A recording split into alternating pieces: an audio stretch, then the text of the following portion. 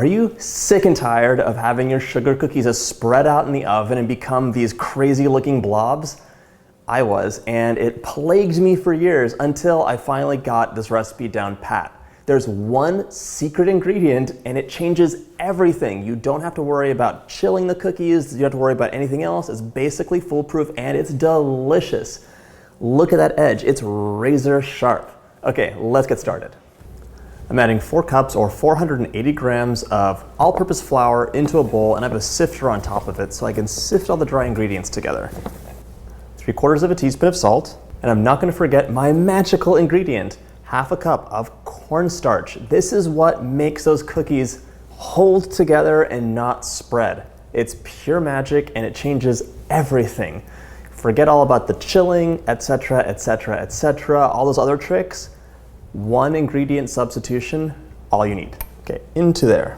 Sift everything up, give it a quick whisk, and set aside. I'm adding in 1 cup of room temperature butter into a standing mixer fitted with a paddle attachment. Let's mix it up just a little bit before we add the sugar in. And now 1 cup of granulated sugar. We're gonna beat this until it's light and fluffy. Before I add that egg in, I just want to show you what light and fluffy looks like. So you can see the sugar and the butter are lighter in color, they're a little bit fluffier, they've puffed up. This is what you're looking for. This is delicious, but don't eat it yet. I have 2 room temperature eggs to add in, one at a time. So add the first one in, mix until it's incorporated, and then add the second one in. Second egg in. Just scrape that bowl. After it's all nice and light and fluffy, we can add in our dry mixture. Mix it up, you're gonna see it come together, and we can also add the vanilla in at this point.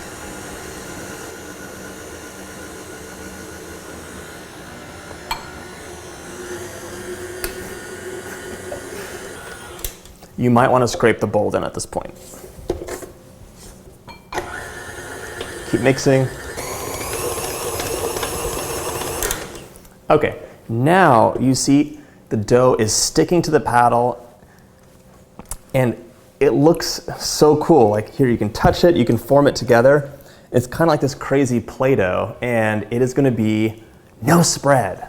All we're gonna do now is add this into a plastic bag, flatten it together, and then chill it for maybe 20 minutes or so, just so it firms up, rests, and it's gonna be perfect for rolling out. Just roll it out to give it a head start,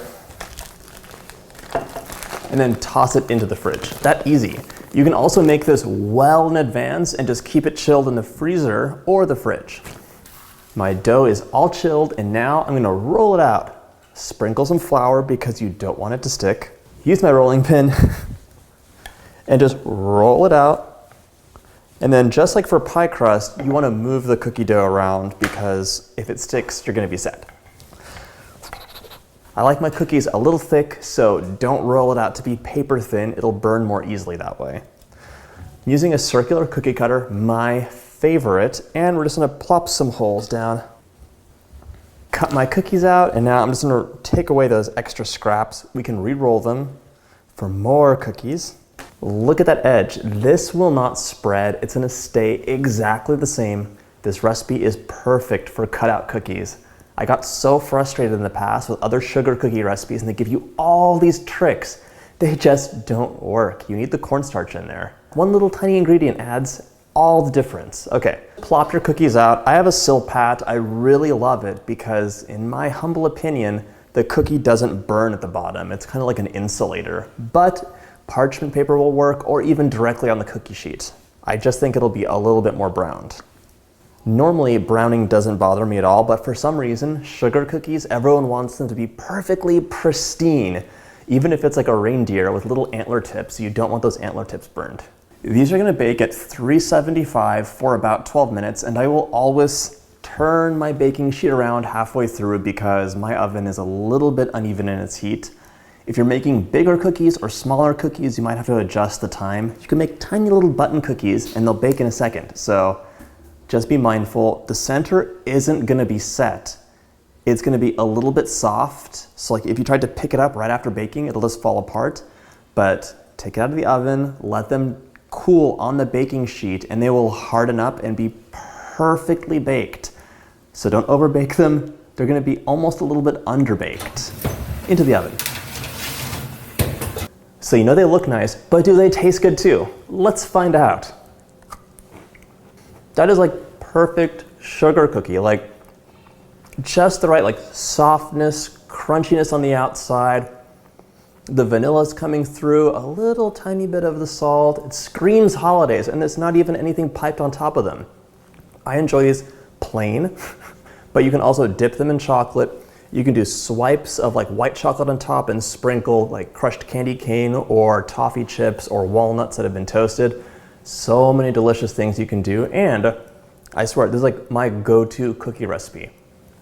If you have any comments, leave them below. Thanks so much for watching, and don't forget to hit that like button and subscribe.